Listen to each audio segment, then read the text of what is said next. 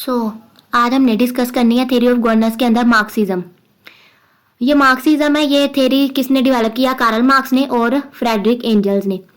वैसे जो ये मार्क्सिज्म की थ्योरी है ना, ये ज़्यादातर डिस्कस होती है पॉलिटिकल साइंस के अंदर, लेकिन हमने इसको थ्योरी ऑफ गवर्नेंस के अंदर मार्क्सिज्म को डिस्कस करना है, तो ज़्यादा फोकस हम गवर्नेंस के ऊपर ही करेंगे। तो ठीक है, ये बहुत थ्योरी है सोसाइटी की भी और गवर्नेंस की भी, और ये आर्ग्यू करती है कि governance is not neutral. Governance जो है ना वो न्यूट्रल नहीं होती, बट शेप्ड होती है इकोनॉमिक स्ट्रक्चर से। इकोनॉमिक स्ट्रक्चर से कैसे शेप होती है? और ये जो इकोनॉमिक स्ट्रक्चर है ना, ये किसी सोसाइटी की बेस होते हैं। ये इकोनॉमिक स्ट्रक्चर या इकोनॉमिक फाउंडेशन के अंदर ना हमने दो चीज़ें आ जाती हैं। एक होते हैं हमारे पास मीन्स ऑफ प्रोडक्शन, और दूसरा हमारे पास रिलेशंस ऑफ प्रोडक्शंस। ठीक है, और जो state and its institutions are seen as tool by the dominant class bourgeoisie to maintain करने के लिए control over the working class proletariat के ऊपर। आप थोड़ा ना इसका देख लेते हैं कि कार्ल मार्क्स ने इसने क्यों कहा है कि दो क्लासेस होती हैं। कार्ल मार्क्स ना हीगल का जो आइडिया है ना, वो कहता था कि हमारे पास कन्फ्लिक्ट ऑफ आइडियाज़ होते हैं।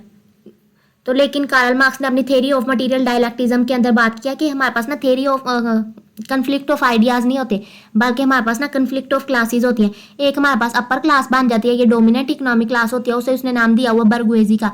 और दूसरी हमारे पास ना वर्किंग क्लास होती है, और ये मेजोरिटी होती है, और ये इसने इसे नाम दिया हुआ प्रोलेटरेट का।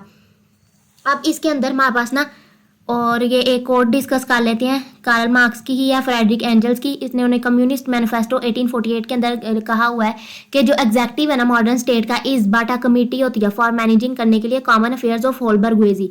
जो एग्जेक्टिव भी है मॉडर्न स्टेट का, वो केला नहीं बल्कि कमेटी होती है, और जो मैनेज करती हैं कॉमन अफेयर्स होल बर्गुएजी के। अब इसके एक और प्रिंसिपल क्या है मार्क्सिस्ट गवर्नेंस के अंदर? सबसे पहले तो इसके अंदर इकोनॉमिक डिटर्मिनिज्म कैसे हो रही है, इसके अंदर बेस और सुपर स्ट्रक्चर वाला मॉडल बन रहा है। सुपर स्ट्रक्चर के अंदर ना, जैसे अगर हम ये देखें, कोई टॉप के ऊपर हमारे पास ना सुपर स्ट्रक्चर आता है। सुपर स्ट्रक्चर के अंदर हमारे पास क्या आते हैं? इंस्टीट्यूशंस आते हैं।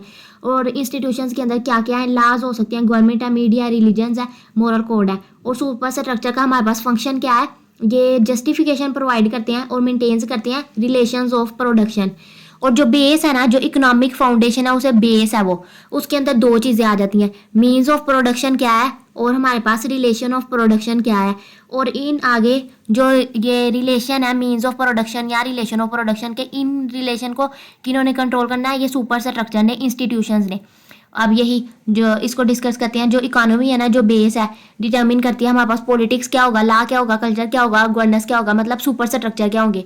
बेस जो है ना वो डिसाइड करेगी कि सुपर स्ट्रक्चर कौन से होंगे। और बेस के अंदर कौन सी दो चीज़ें थी? एक हमारे पास था मीन्स ऑफ प्रोडक्शन, और एक था हमारे पास रिलेशन ऑफ प्रोडक्शन। ठीक है, उसके बाद गवर्नेंस और रिफ्लेक्ट करती है, और गवर्नेंस जो चल भी रही होती है ना, ये हमारे पास ना क्या जाहिर करती है कि इंटरेस्ट ऑफ रूलिंग क्लास, सिर्फ रूलिंग क्लास जो बर्गुएजी है उनका इंटरेस्ट ही जाहिर करती है। और state as an instrument of class domination, ये पहले भी देख थोड़ी थोड़ी बात अब समझ लग रही होगी आप लोगों को कि क्लास डोमिनेशन क्या है। जो मेजोरिटी है ना, और जो वर्किंग क्लास नहीं है, जो बर्गुएजी है, वो ही जो हमारे पास लेबर होते हैं ना, उनको एक्सप्लॉइट करती है। कैसे एक्सप्लॉइट करती है? कि उनको पैसे थोड़े देती है, उनसे काम ज़्यादा कराती है, और फ़ायदा अपना ज़्यादा चाहती है। स्टेट भी जो है ना वो न्यूट्रल नहीं होती, it's serve the capitalist class. और जो स्टेट होती है ना, उसके ऊपर भी सारे के सारी स्टेट के ऊपर भी हुक्मरानी किसकी चाह रही होती है? कैपिटलिस्ट क्लास की, बर्गुएजी की।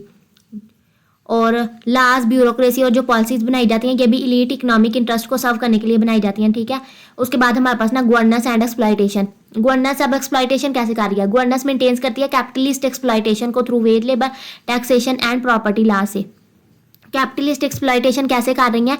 क्योंकि जो हमारे पास सरमायादाराना तबका है ना, अब हमारे पास दो चीज़ें बन गई हैं, जो एक मेजोरिटी है और एक जो वर्किंग क्लास है, जो सारा काम वही करती है, लेकिन उनसे लेबर तो वो बहुत ज़्यादा है, और वो काम भी बहुत कर रहे हैं, लेकिन उनको जो सैलरी या पे मिल रही है ना, वो बहुत कम है।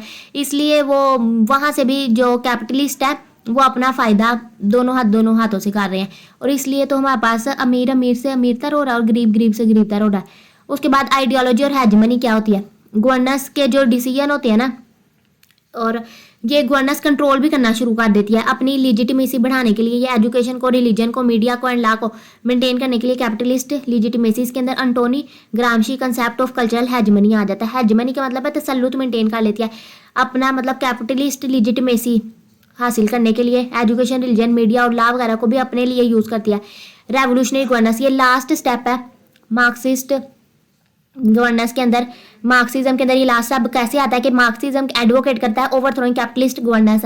जो हमारे पास ये सरमाया दराना तबका ऊपर गवर्नेंस के ऊपर बैठा हुआ है ना, कैपिटलिस्ट गवर्नेंस जो चला रहे हैं अदारों वगैरह को, तो उन्हें हमने बाहर फेंक देना थ्रू रेवोल्यूशन से, लीडिंग टू हमारे पास डिक्टेटरशिप किसकी आ जाएगी, प्रोलिटरेट की, एंड इवेंचुअली हमारे पास ना classless, stateless and communist society बन जाएगी। और वैसे अगर गवर्नेंस इन मार्क्सिस्ट थॉट के अंदर बात करें ना, तो इसके अंदर 3 स्टेप तो मेजर डिस्कस होते हैं, लेकिन चौथा स्टेप ज़्यादा डिस्कस नहीं होता। इसके अंदर अगर हम देखें ना, पहला स्टेप ये होता है कि change is bound to happen, change आएगा ही आएगा। कैसे आता है कि कैपिटलिस्ट माइंडसेट होता है, जैसे हमने वो कहा है कि वो एक्सप्लॉयटेशन करना शुरू हो जाते हैं। कैपिटलिस्ट उनका माइंडसेट होता है, वो चाहते हैं कि मतलब पैसा दोनों हाथों से कमाएं, और उसके बाद लेबर को भी इतना फैसिलिटेट नहीं किया जाता, उनको कॉस्ट कटिंग की जाती है, ठीक है।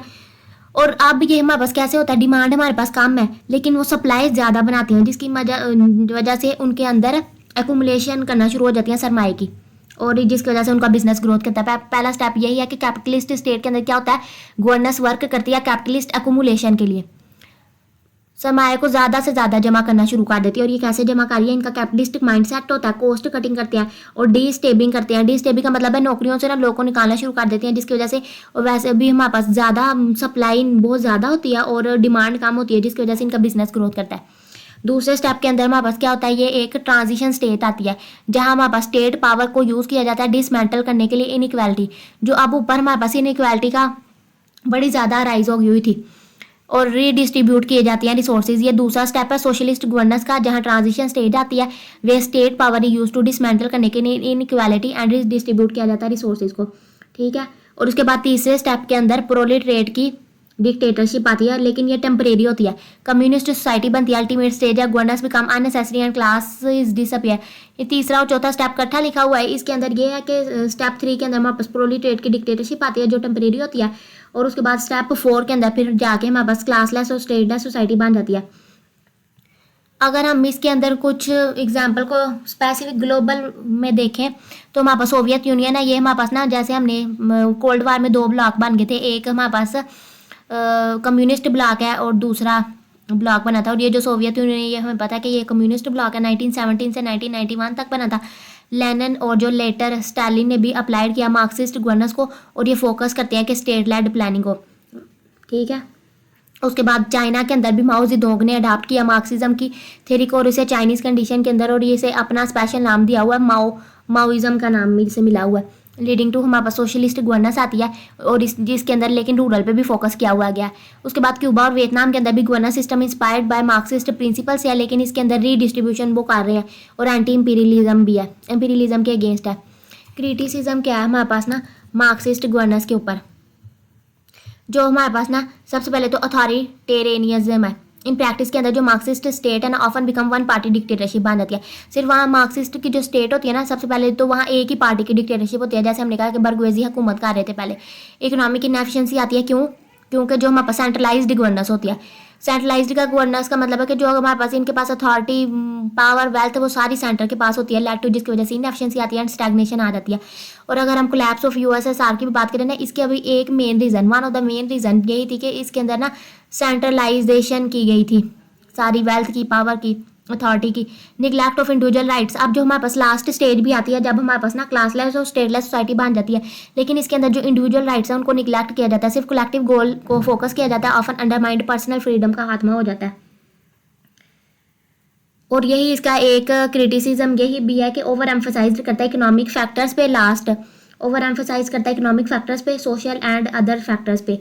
सोशल और जो अदर फैक्टर्स है ना, आइडेंटिटी, कल्चर, इंस्टीट्यूशंस, उनको इग्नोर कर देता है। पाकिस्तान की रेलिवेंस में अगर इस थ्योरी को डिस्कस किया करना शुरू करें तो पाकिस्तान के अंदर भी इलीट कैप्चर था, जैसे हमारे पास महबूबुल हक ने 1960 के अंदर डिस्कस किया हुआ कि 22 फैमिलीज थी, अयूब खान के दौरे हुकूमत में वही कंट्रोल करती थी वेल्थ, ठीक है।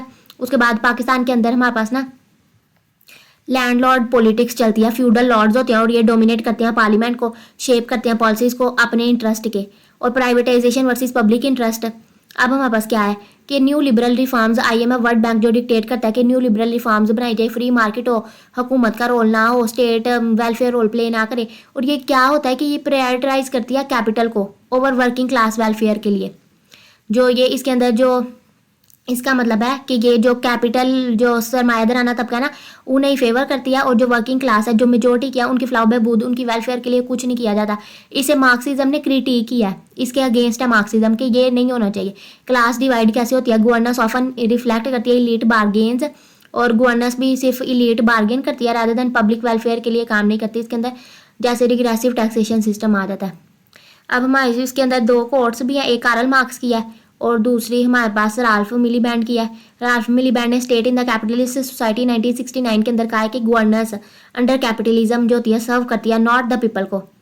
गवर्नेंस जो है ना अंदर कैपिटलिज्म सर्व करती है नॉट द पीपल को but the preservation of capital. ये पीपल को सर्व नहीं करती गवर्नेंस कैपिटलिज्म के अंदर जो होती है, ये सिर्फ अपने प्रिजर्वेशन ऑफ कैपिटल के लिए काम करती है। और जो ऑक्सफाम 2023 की रिपोर्ट है, पाकिस्तान की जो रिचेस्ट है ना 1% इनके पास है, टोटल 9% इनकम इनके पास है, वाइल जो हमारे पास बॉटम 50% है और उसके पास लेस देन 20% इनकम है। रिफ्लेक्ट करता है कि ये मार्क्सिस्ट का कंसर्न, यही मार्क्सिस्ट कंसर्न शो कर रहा है। लास्ट बस अब हम कंक्लूजन को डिस्कस कर लेते हैं। मार्क्सिस्ट गवर्नेंस थ्योरी हाईलाइट करती है कि class nature of the state. Nature of the state क्या है, इसके अंदर क्लासेस बन गए हैं, बर्गुएजी और proletariat, showing how governance protect करती है इलीट इंटरेस्ट को। इलीट इंटरेस्ट को गवर्नेंस कैसे फेवर करती है, एट द एक्सपेंस किसकी बलि चढ़ाती है, वर्किंग मेजोरिटी की, जो प्रोलेटेरिएट होते हैं और ये ज़्यादा काम करने वाला तबका लेबर होते हैं। While criticised for authoritarian outcomes आता है, it remains a powerful lens. हम एनालाइज कर सकते हैं इस थ्योरी से इनइक्वालिटी को, इलीट कैप्चर को एंड स्ट्रक्चरल इनजस्टिस जो गवर्नेंस के अंदर क्रिएट हो रहा है स्पेशली इन डेवलपिंग स्टेट के अंदर लाइक पाकिस्तान। और ये बहुत अच्छी मुझे लगी थी। फिलोसफर्स हैव ओनली इंटरप्रेट, ये भी कार्ल मार्क्स ने कहा हुआ है कि philosophers have only interpreted the word, सिर्फ वो इंटरप्रेट कर सकते हैं वर्ड को इन वेरियस वेज के अंदर। The point however is to change it, हमारे पास पॉइंट ये है कि हमने इसे चेंज कैसे करना है। Thank you so much for watching.